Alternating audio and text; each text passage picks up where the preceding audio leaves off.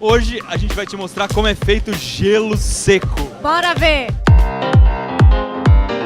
Gelo seco é feito de gás carbônico, é o CO2, o gás do efeito estufa, o gás que a gente solta na hora em que a gente respira. Isso aqui é como se fosse um extintor gigante de gás carbônico, um cilindro imenso, cheio de gás carbônico líquido lá dentro, ou melhor, de CO2 líquido, já que ele não é mais gás aí dentro. Ele está líquido porque está muito pressurizado. Na pressão ambiente, na pressão atmosférica que a gente está aqui, nunca a gente conseguiria ver CO2 líquido. E olha que legal, esse cilindro está em cima de uma balança. Lá dentro tem aproximadamente 25 mil quilos de CO2, ou 25 toneladas. A pressão lá dentro é de 19 bars, ou, se a gente for seguir certinho, a risca a língua portuguesa, 19 bares. Mas aí não é bar de cerveja não, é bar de medida. E olha que legal, essa é a pressão equivalente a 180 metros abaixo do nível do mar. Alguém pode ter achado aí meio esquisito que a Mari disse que está a 19 bares e equivale a 180 metros abaixo do nível do mar. Por que um está 19 e outro está 18? Porque a gente já tem um bar na pressão atmosférica. Então quando você desce 10 metros, vai aumentando cada vez mais um bar. Então é 1 no nível do mar, a menos 10 você vai estar a 2, a menos 20 você vai estar a 3, a 180 você vai estar a 19 bares. Mas vamos ao que interessa. Como que dessa máquina sai gelo seco? Seguinte, gás carbônico vai chegar líquido aqui, não é gás carbônico, vai chegar um líquido de CO2, de dióxido de carbono. Na hora em que ele chega dentro da máquina, a máquina vai soltar esse líquido, ele vai se transformar em gás. Essa descompressão, ela é muito rápida e ela faz com que caia muito a temperatura. É o que acontece dentro da nossa geladeira, é o que acontece no ar-condicionado, é o que acontece no desodorante spray. Se você passar ele muito próximo à pele, você vai ver que sai muito gelado. E aí tem um detalhe, o gás carbônico, se ele tiver a menos 78 graus Celsius ou abaixo disso, ele já vira sólido. Então ele começa a ficar sólido aqui dentro, de tão gelado que está. Começa a sair um tipo de uma neve aqui dentro dessa máquina. Aí ela tem um pistão que é para comprimir essa neve e deixar tudo bem apertadinho, como se fosse uma salsicha, uma máquina de macarrão. Máquina de macarrão, porque é. Vai saindo e aqui, vai moendo ó. e vai saindo aqui. Mas vamos parar de enrolação e vamos ligar logo esse negócio. Começou a sair, mas ainda não é gelo seco não. Eles chamam isso aqui de neve, que é o gás carbônico já na forma sólida, mas não está comprimido ainda. Isso aqui é gelado pra caramba! Ó, isso aqui é praticamente a mesma coisa que sai do extintor que usa gás carbônico. Na fábrica de gelo seco, para trabalhar com o gás carbônico, eles precisam que ele fique um pouco gelado.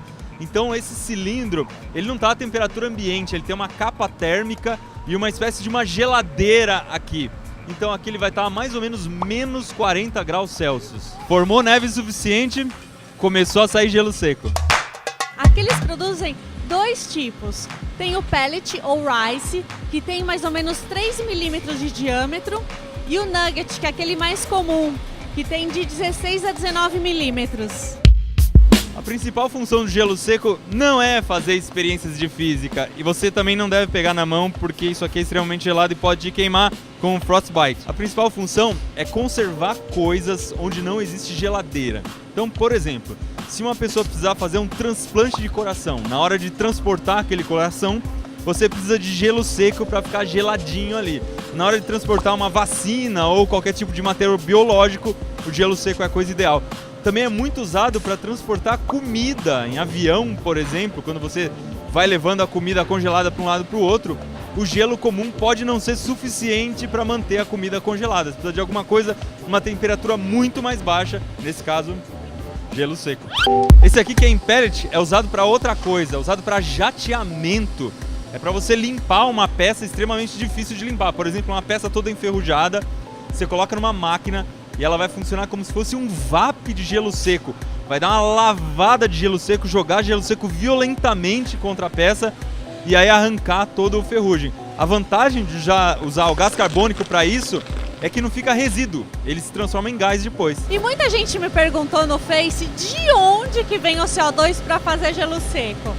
Especificamente, bem, no caso aqui é uma pilha de caixa de isopor que acabou de cair na cabeça do Iberê e do Natan. Mas retomando, muita gente me perguntou no Face de onde que vem o CO2 para fazer o gelo seco. Teve até gente que sugeriu que viesse do ar mesmo, que eles pegassem o CO2 do ar. Mas não, especificamente nessa fábrica, eles tiram do petróleo ou do gás natural. Eles até já tiraram da cana-de-açúcar, mas na cana ficava um cheiro muito forte de álcool, de pinga mesmo.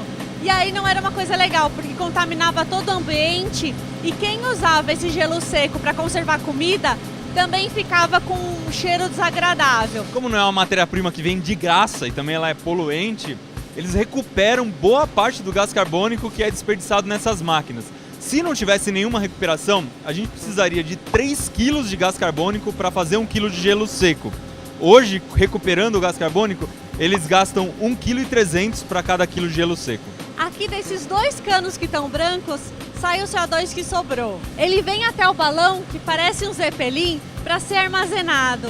Isso porque a quantidade que sai da máquina é muito irregular. E nessa máquina, o gás vai ser comprimido a 19 bars. O problema é que ele deixa o CO2 muito quente. Olha só, aqui ele está a 100 graus Celsius. Por causa disso, ele precisa passar por essa geladeira para voltar a ficar com menos 40 graus Celsius. E agora que ele já está na temperatura e pressão certas, ele já pode vir aqui para o cilindro de novo para recomeçar o ciclo. Uma coisa chata do gelo seco é que ele é muito difícil de transportar.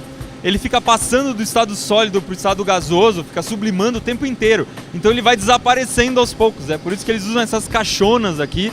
Elas servem como se fosse uma caixa de isopor. Aliás, eles usam bastante caixa de isopor também, que é para manter a temperatura do gelo seco e fazer com que ele vire gás carbônico o mínimo possível. Uma outra pergunta que chegou pra gente é se a gente pode fazer a bebida esfumaçante, que a gente já ensinou a fazer no Manual do Mundo, que é um suco, uma água, alguma coisa, com pedrinha de gelo seco. Se isso, a gente pode tomar essa bebida. Poder pode, não tem nenhum problema higiênico, porque afinal de contas, qual bactéria que vai conseguir sobreviver a menos 78 graus Celsius, né? É muito gelado, mas não pode comer o gelo seco, porque senão isso vai te queimar por dentro. O gelo seco ele causa um tipo de queimadura muito parecida com a queimadura que a gente tem com uma coisa quente. Uma curiosidade é que essa fumacinha aqui não é dióxido de carbono, são microgotículas de água que se desprendem quando o dióxido de carbono sai do gelo seco e vira gás. Mais vídeos como esse aqui você encontra no Manual do Mundo.